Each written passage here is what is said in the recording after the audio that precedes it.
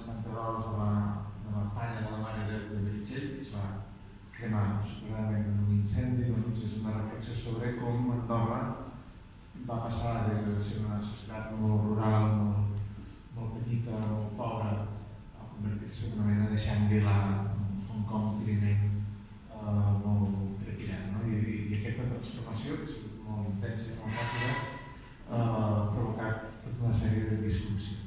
El que feia era explorar aquesta contradicció entre un sentit atàvic de l'Andorra tradicional de les vaques i dels prats velles i l'Andorra mediterrània, l'Andorra dels bancs, de les botigues.